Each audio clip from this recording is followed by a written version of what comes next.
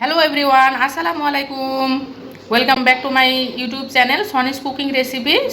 আমি নাসরিন সনি, নজরুলপুর নওগাঁ থেকে আপনাদের কাছে আজকে আমার রেসিপিতে নিয়ে চলে এসেছি আলু বেগুন দিয়ে নোনা ইলিশ শুটকির রান্না ভুনা। যারা শুটকি লাভার, বিশেষ করে ইলিশ মাছ শুটকিটা আপনারা পছন্দ করেন, তাদের জন্য আজকের এই রেসিপি।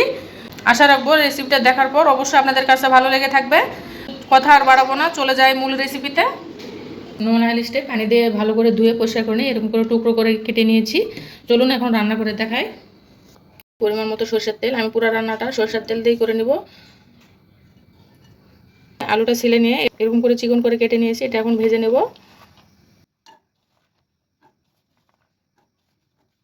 পরিমাণ মতো হলুদ গুঁড়ো দিয়ে দিচ্ছি। এখানে কিন্তু নুন দিচ্ছি না, যেহেতু নোনা ইলিশ সেহেতু নুনটা বুঝে পরে দিয়ে দিব। আলুটা কিন্তু এরকম করে আগে ভেজে নিলে রান্নার স্বাদটা বেশি আসে। তো আলুটা ভালো করে সুন্দর করে ভেজে নিচ্ছি। প্রিয় দর্শক, আলুগুলো আমার ভেজে নেওয়া হয়ে গিয়েছে। এখন এটা আমি তেলগুলো ছাড়িয়ে উঠিয়ে নিচ্ছি।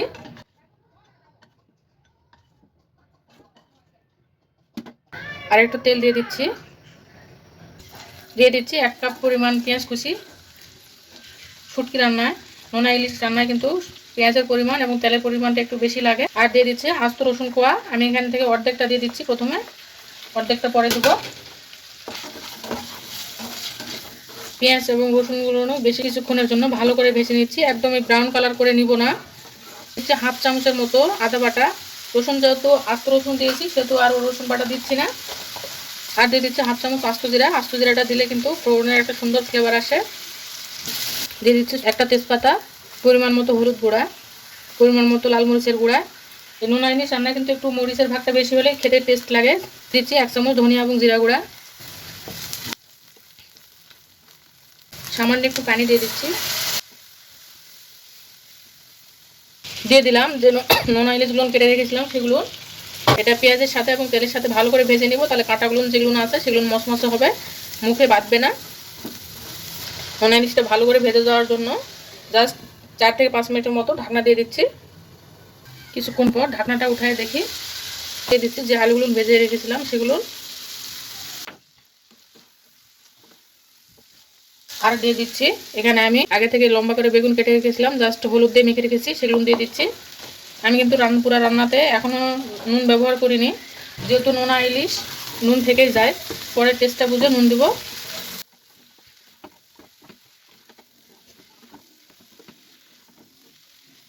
বেগুন এবং আলুটা মাছের সাথে কষিয়ে নেওয়া হয়ে গিয়েছে। এখন অল্প একটু পানি দিয়ে কিছুক্ষণের জন্য ঢাকনা দিয়ে দেব। 5 মিনিটের মতো ঢাকনা দিয়ে দিচ্ছি। ঢাকনাটা উঠায় দেখি, আরও কিছু আস্ত রসুন কোয়া দিয়ে দিচ্ছি। শেষের দিকে রসুন কোয়াটা দিলে রান্নাটা ভালো লাগে, সেজন্য এটা এখন ভালো করে ভুনে নিচ্ছি। টেস্ট বুঝে আরেকটু নুন দিয়ে দিচ্ছি। রান্নার শেষে নুনটা অবশ্যই চেক করে দেখবেন।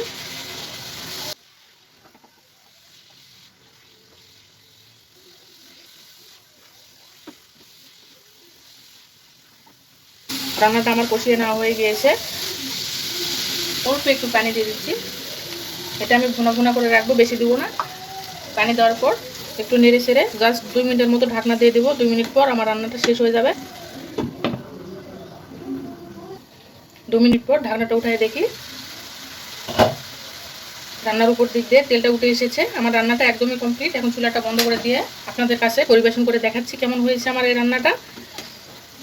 প্রিয় দর্শক, বিশ্বাস করেন এই রান্নাটা এতটাই টেস্টি হয়েছে যে বলার বাইরে। আমার এই রান্নার রেসিপিটা একবার ফলো করে বাড়িতে ট্রাই করে দেখবেন, ইনশাল্লাহ নিরাশ হবেন না, কথা দিলাম। এতটাই মজা হয়েছে যে আমার যেসব শুটকি লাভার বন্ধুরা আছেন তারা এক নিমেষে 1 প্লেট ভাত খেয়ে ফেলবেন। বাসাতে করার পর খেয়ে যদি ভালো লেগে থাকে তাহলে অবশ্যই কমেন্টে জানাবেন কেমন হয়েছে। আর আমার এই ছোট্ট চ্যানেলটি যদি এখনও আপনাদের কাছে সাবস্ক্রাইব করা না থেকে থাকে তাহলে অবশ্যই সাবস্ক্রাইব করে আমার এই চ্যানেলের পাশেই থাকবেন। সবার সুস্থতা কামনা করে এখানেই শেষ করছি। আল্লাহ হাফেজ।